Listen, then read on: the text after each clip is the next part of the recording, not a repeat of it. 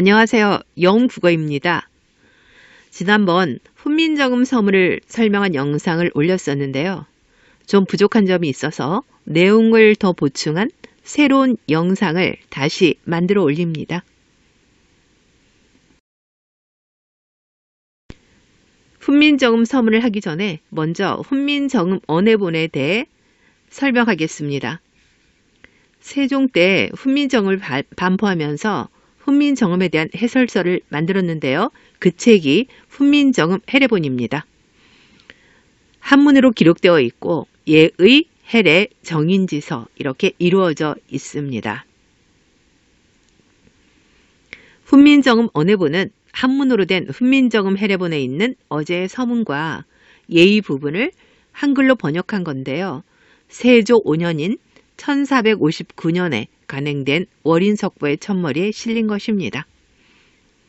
훈민정음은 크게 두 가지로 볼 수 있는데요. 하나는 세종대왕이 만든 문자의 이름이고요. 또 하나는 훈민정음 해례본 책 이름입니다.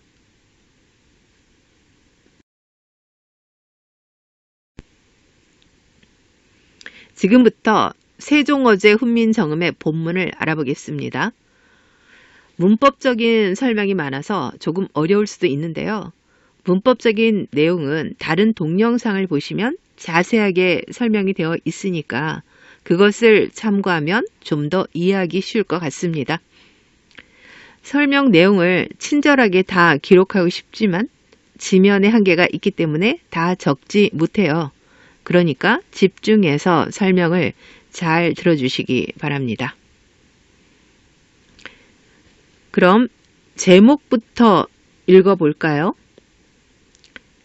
세, 종, 엉, 쟁, 훈민, 정, 이렇게 읽을까요? 우리가 알고 있는 것처럼 세, 종, 어제, 훈민, 정, 이렇게 읽습니다. 쉐와 어와 제는 받침 이응이 있는데도 받침을 발음하지 않고 쉐, 어, 제 이렇게 읽습니다. 이렇게 읽는 이유는 동국정운식 한자음 표기가 쓰여서인데요.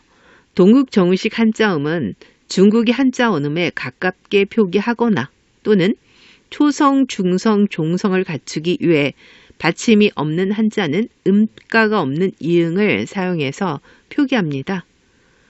음가가 없는 이응을 형식 종성이라고 합니다. 그리고 세종의 종, 훈민정음의 정, 종과 정에 쓰인 이응은 옛 이응이고요. 현대 국어의 받침 이응에 해당합니다. 그럼 세종어제 훈민정음의 뜻을 알아보겠습니다. 세종이 직접 지으신 백성을 가르치는 바른 소리라는 의미인데요. 여기에서 세종 어제는 임금이 몸서 지은 글이라는 뜻입니다. 훈민정음을 창제한 사람이 세종임을 밝히고 있는 부분입니다. 세종은 묘호인데요. 묘호는 왕이 죽은 후에 공덕을 칭송하기 위해 붙인 이름으로 종묘에서 신주를 부르는 이름입니다. 이 글이 세종 사후에 한글로 번역되었다는 것을 알 수 있는 근거가 바로 세종이라는 묘호입니다. 지금 배우고 있는 훈민정음 언해본은 1459년 세조 5년에 간행한 글입니다. 자, 그러면 본문의 내용을 한번 읽고 현대어로 풀이를 해보겠습니다. 나랏 말싸미 둥기게 달아 문자와로 서르 사마띠 아니할세. 이것을 현대어로 풀이를 하면은요. 나랏 말싸미 둥기게 달아. 우리나라의 말이 중국과 달라. 문자와로 서로 사마띠 아니할세. 문자, 여기 문자는 한자입니다. 한자와는 서로 통하지 아니하여서, 아니함으로 이렇게 해석을 해볼 수 있습니다. 이 부분에서는 창제 당시의 언어 현실을 말하고 있는데요. 우리나라의 말과 중국의 문자인 한자가 서로 다르다는 겁니다. 말은 우리말을 쓰면서도 문자는 중국의 한자를 사용하기 때문에 백성들이 문자 생활에 어려움을 겪고 있다는 언어 현실을 지적하고 있는 부분입니다. 언어와 문자가 일치하는 것을 언문일치라고 하는데요. 훈민정음을 창제할 당시는 언문일치가 이루어지지 않아 백성들이 제대로 소통할 수가 없어서 어려움을 겪고 있는 사항을 보여주고 있습니다. 그래서 우리말을 표기하기 위한 독자적이고 고유한 문자가 필요하다는 당위성을 제기하고 있는 부분이죠.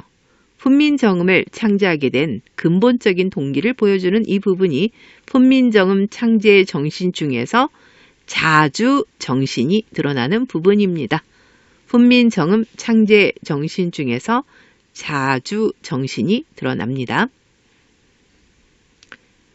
지금부터는 문법적으로 분석해 보겠습니다. 먼저 본문의 첫째 줄을 보면은요.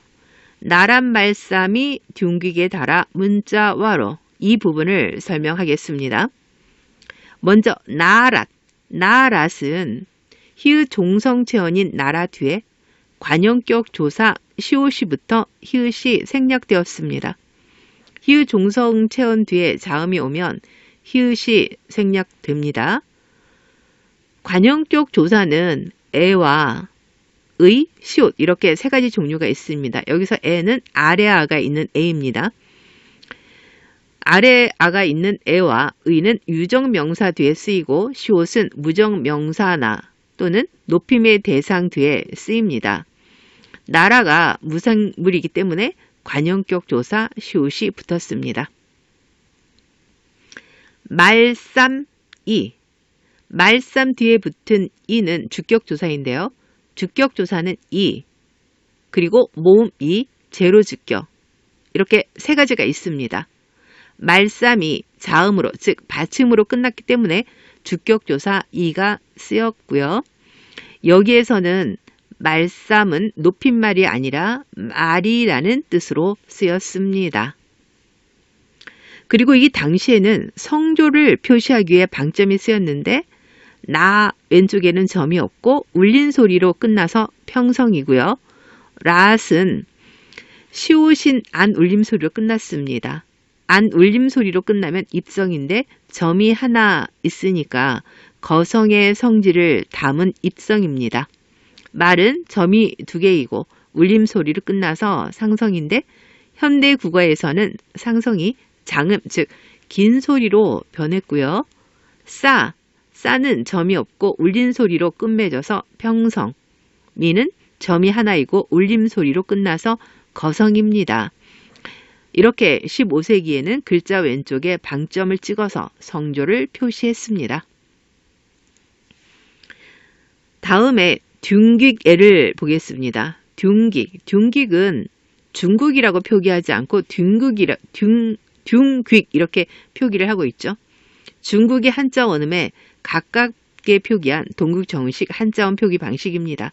그리고 뒤에 붙은 애는 비교 부사격 조사인데요. 현대 국어의 과와 같습니다. 다라는 다 형용사죠. 다라죠. 다 어간인 다라 여기 아래합니다. 뒤에 어미 아가 결합해서 리을 이응 활용을 하기 때문에 이어적개가 쓰이지 않았습니다. 그리고 문자 할 때 짜자를 보면 한자어죠. 보면 음가가 없는 형식 종성인 이응이 쓰여서 동국 정운식 한자음 표기가 쓰였고요. 와로는 문자 와는 이렇게 해석이 되어서 공동 부사격 조사가 쓰였습니다. 자, 다음으로 둘째 줄을 보겠습니다.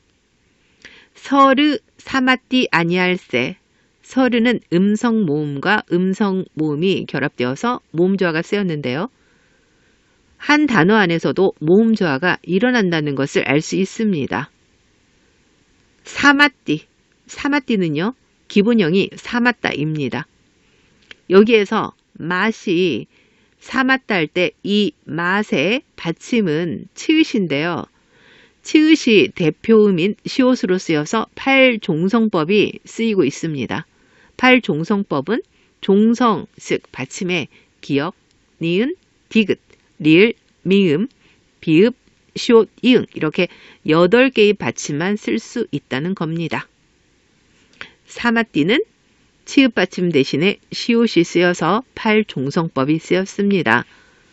그리고 사마디가 사마지로 쓰이지 않았습니다. 이 모음 앞에 디귿이 지읒으로 바뀌지 않은 상태인데요. 국외음화가 일어나지 않았습니다. 국외음화는 이 계열 모음 앞에서 디귿과 티읕이 지읒과 치읓으로 바뀌는 건데요. 여기에서는 디귿이 지읒으로 바뀌기 전이기 때문에 국외음화가 일어나지 않았다는 것을 알 수 있습니다. 자, 마지막으로 아니할세, 아니하 플러스 리을세 이렇게 분석을 해볼 수 있죠. 아니하는 어간이고요. 그리고 리을세는 원인과 이유를 나타내는 연결어미입니다.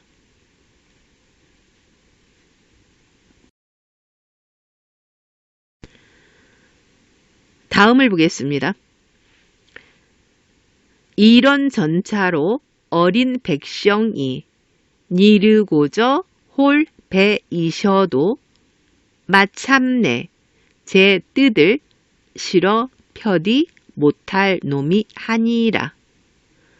이런 전차로 어린 백성이 니르고저. 이거를 해석을 해보면은요. 이런 까닭으로 어리석은 백성이 말하고자 홀빼이셔도 마참내 제 뜻을 실어 펴지 못할 놈이 하니라. 하는 바가 있어도 마침내 제 뜻을 능히 펴지 못하는 사람이 많다. 이렇게 현대어로 해석을 할 수 있습니다. 여기에서 어린 백성은 한자를 모르는 일반 백성을 가리키는데요. 문자 생활을 원활하게 영위하지 못하기 때문에 어려움을 겪고 있음을 알 수 있습니다. 일반 백성들 가운데 억울한 일이 있어도 그를 모르기 때문에 자신의 억울함을 알릴 수 있는 방법이 없는 사람이 많았습니다. 이 부분은 백성들의 불편을 살피는 민본 정신이 잘 드러나 있습니다. 자, 그러면 첫째 줄부터 문법적인 부분을 설명하겠습니다. 이런 전차로 할 때 전차는 까닭 이유라는 뜻인데요. 현재는 소멸된 어휘입니다. 현재는 쓰이지 않고 있고요.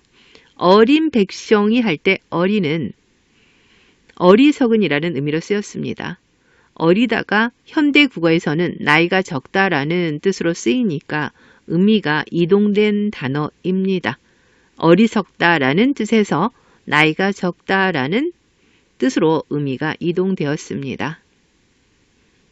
다음에 백성이, 여기에 백성과 결합한 이는 주격 조사이고요.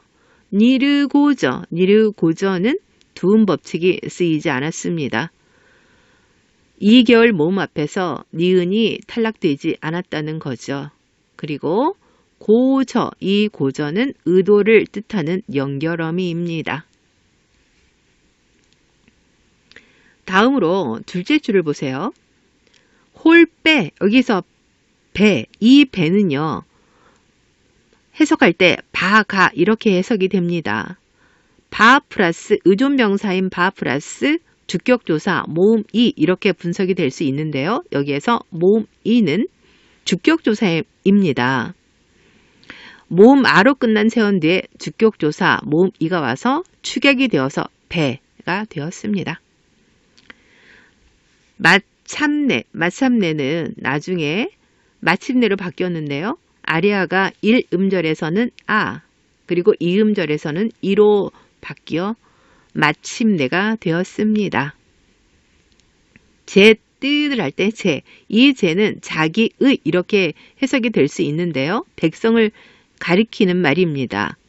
체언인 저와 그리고 조사인 이가 결합하고 있는데요. 여기에서 자기의니까 이는 관형격 조사의 역할을 하고 있습니다. 뜨들. 뜨들은 뜻과 목적격 조사 을이 결합되어서 이어 적기가 쓰였고요. 음성 모음인 의와 음성 모음인 의가 결합되어서 모음조화도 잘 지켜졌습니다. 그리고요. 뜻을 보면 뜻, 비읍 디귿으로 되어 있죠. 이 비읍 디귿은 이 뜻에는 단어나 비읍 디귿은 합용병서죠. 이렇게 합용병서가 어두에 쓰인 것을 어두자음군이라고 하는데요. 어두자음군은 단어나 음절의 처음에 자음이 2개 이상 오는 거고요. 그리고 어두자음군은 후에 된 소리로 바뀝니다. 싫어. 싫어는 능이라는 뜻이고요.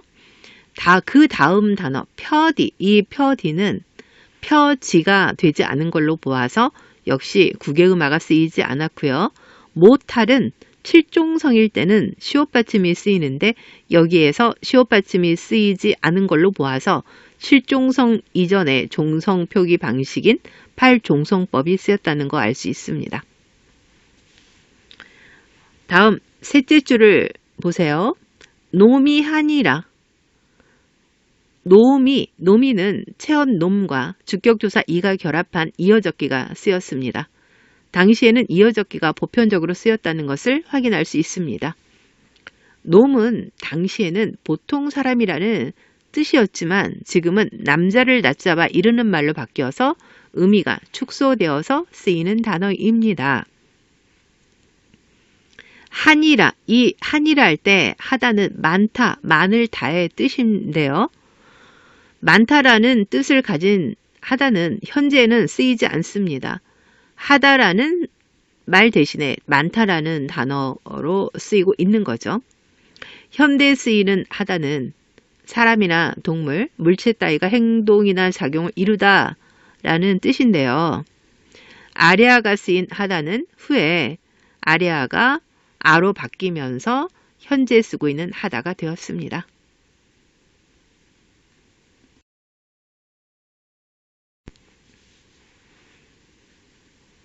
자, 마지막 부분을 볼게요.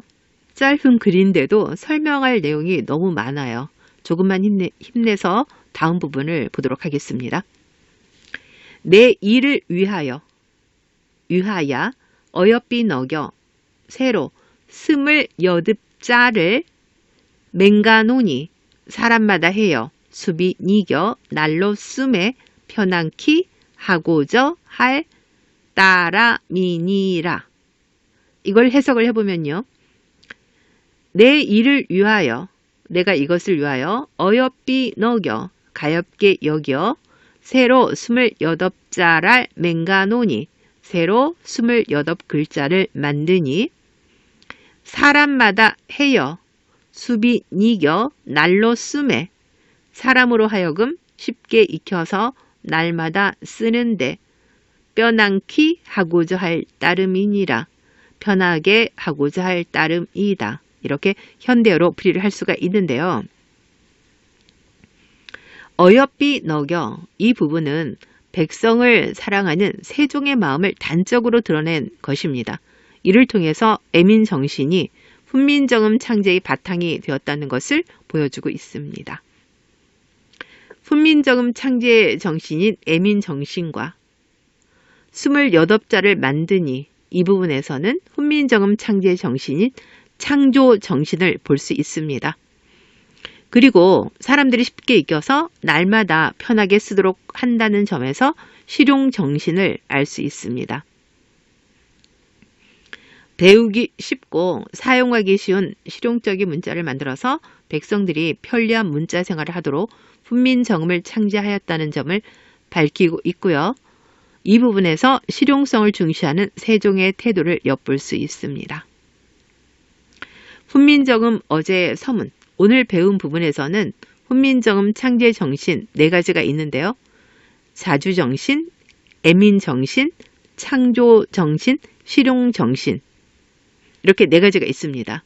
이것을 자애창실, 이렇게 외우면 오랫동안 기억하기에 좋습니다. 이제 문법을 알아보겠습니다.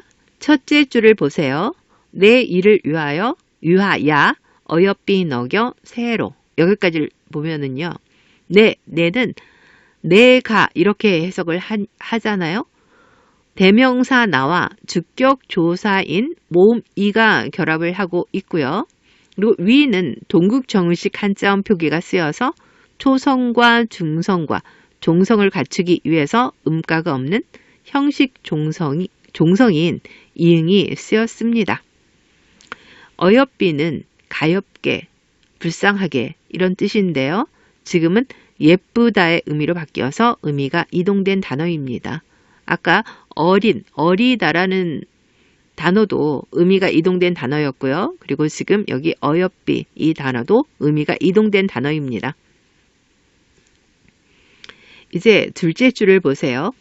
28자랄 맹가노니 여기에서 스물은 스물로 나중에 바뀝니다. 스물로 바뀌기 전 형태인 스물은 원순모음화가 쓰이기 전인데요. 원순모음화는 입술 소리 미음, 비읍, 피읍, 쌍비읍 아래 으가 왔을 때 으가 우로 변화하는 현상입니다. 여기에서는 으가 우로 바뀌기 전이기 때문에요. 원순모음화가 쓰이기 전 형태라는 거 알 수 있습니다. 짜도 동국 정식 한자음 표기가 쓰여 받침 이응이 음가가 없어서 발음하지 않고요. 그리고 랄은 모음 뒤에 쓰이는 목적격 조사인데 이것만 봐도요. 짤에 이응이 음가가 없다는 것을 알 수 있습니다. 그리고 모음 조화에 따라서 양성 모음 뒤에 양성 모음인 아래아가 있는 랄이 쓰였습니다.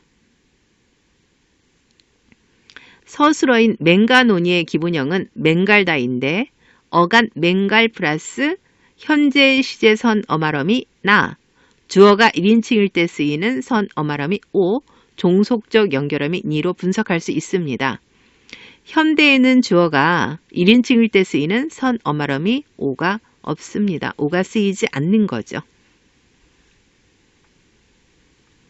다음으로 셋째 줄을 보세요. 사람마다 해여 수빈이겨 날로 숨의 부분을 보면은요. 사람마다 해여, 해여는 하여금 이런 뜻이고요. 수비는 쉽게의 뜻인데 수비가 나중에 수위로 바뀌는데 순경은 비읍이 탈락합니다. 수비 뒤에 니견은 두음 법칙이 적용되지 않아서 이 모음 앞에 니은이 탈락하지 않았습니다. 다음 수매를 보겠습니다. 이 수매란 단어는 굉장히 중요합니다. 어간이 쓰고요. 명사형 어미 그리고 조사 애가 쓰였습니다. 명사형 어미는 중세국어의 명사형 어미는 옴과 이렇게 두 가지가 있었는데요. 모음조에 따라서 양성 모음에는 옴이 그리고 음성 모음에는 음이 쓰이고 있습니다. 그리고 조사도 모음 조화에 따라서 음성 모음 뒤에 쓰이는 어이죠. 어이가 쓰여서 전부 모음 조화가 이루어졌습니다. 음성 모음으로 끝난 어간 뒤에 음성 모음의 명사형 어미가 오고 그리고 그 뒤에 음성 모음의 조사가 온 거죠. 마지막 줄을 보겠습니다. 뼈 안퀴 하고저 할 따라미니라 이렇게 됐죠. 편안이 아니고 뼈 안으로 표기되어 있는데요. 중국 한자 원음에 가깝게 표기한 동국 정식 한자음 표기가 쓰였습니다. 편안 퀴의 퀴는 하귀가 축약된 형태이고 따름인이라는 의존명사 따람과 그리고 서술격 조사 인이라가 결합되어서 이어 적기가 사용되었습니다. 지금까지 배운 훈민정음 어제 서문에서 말하고자 하는 주제는 훈민정음 창제의 취지와 목적입니다.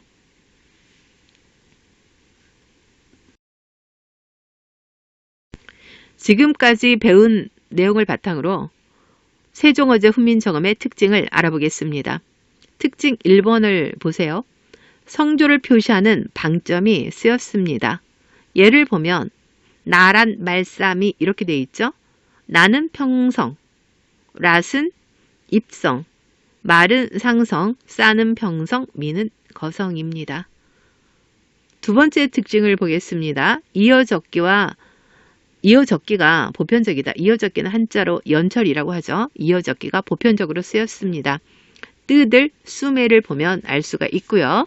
세 번째, 각자 병서와 합용 병서가 쓰였는데요. 각자 병서는 싸처럼 시옷 같은 자음을 나란히 쓰는 거고요. 그리고 합용 병서는 다른 자음을 나란히 쓰는 겁니다. 비읍 디귿 또는 비읍 시옷, 시옷 디귿 이렇게 나란히 쓰는 거죠. 네 번째 특징을 보겠습니다. 어두자음군을 사용하고 있습니다. 합용 병서가 음절이나 단어에 처음에 오는 것을 어두자음군이라고 하는데요. 이 어두자음군은 나중에 된소리로 변합니다. 다섯 번째 특징을 보면요. 동국정운식 한자음 표기가 쓰였습니다. 받침이 없는 한자에 초성이나 중성이나 종성을 갖추기 위해서 음가가 없는 형식 종성인 이응을 사용해서 표기하고 있고요. 그리고 중국의 한자 원음에 가깝게 표기하고 있습니다. 여섯 번째 특징을 보면요. 음이가 이동된 단어가 두 개가 있습니다. 어린과 어여삐가 있는데요. 어린은 어리석은이라는 뜻에서 나이가 적은 이라는 뜻으로 의미가 바뀌었고요. 어여삐는 가엾게에서 예쁘게로 의미가 변했습니다. 이동했습니다. 일곱 번째 특징을 보면요. 의미가 축소된 단어가 있습니다. 놈이란 단어는 보통 사람이라는 뜻으로 쓰이다가 지금은 남자를 낮잡아 이르는 말로 의미가 축소되어 쓰이고 있습니다. 여덟 번째 특징을 보면은요. 현대에는 쓰이지 않는 자음과 모음이 사용되었는데요. 여린 히읗이나 또는 예디응, 순경음 비읍, 그리고 아리아가 쓰이고 있습니다. 그리고 아홉 번째 특징은요. 띄어쓰기를 하지 않고 문장 부호가 없습니다.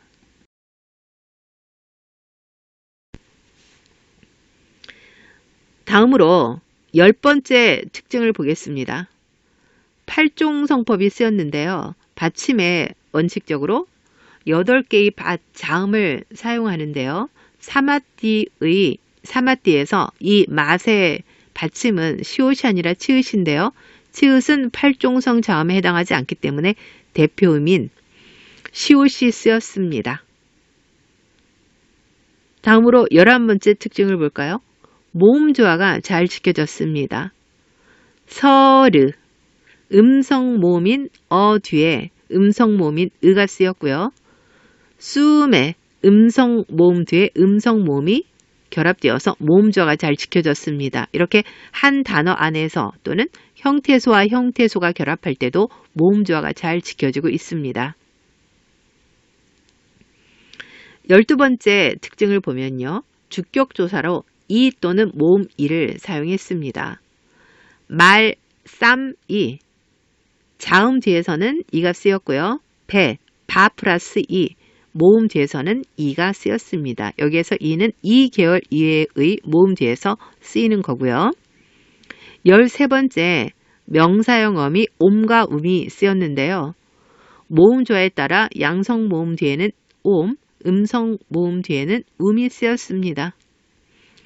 예를 보면은요. 어간스가 음성 모음으로 끝났기 때문에 음성 모음의 음이 명사형 어미로 쓰였습니다. 14번째 특징을 보면요. 두음 법칙이 쓰이지 않아서 니르고저의 니은이 탈락되지 않았고요. 15번째를 보면은요. 국외음화도 쓰이지 않아서 표디가 되기 전에 표지가 되지 않았습니다. 국외음화가 되지 않았고요. 원순모음화도 쓰이지 않아서 스물, 우가 아니라 스물 이렇게 쓰였습니다. 15세기는 두음법칙, 국외음화, 원순모음화가 잘 적용되지 않았다는 것을 알 수 있는 부분입니다.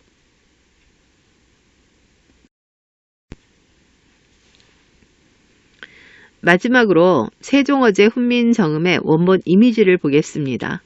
여기를 보면 세종 어제 훈민정음 나란 말씀이 등기기에 달았죠. 이렇게 읽어보면 세로 쓰기가 되어 있죠. 그리고 띄어쓰기도 없고요. 문장 보호도 없습니다. 그리고 글자 왼쪽에 방점이 찍혀 있는 것이 보입니다.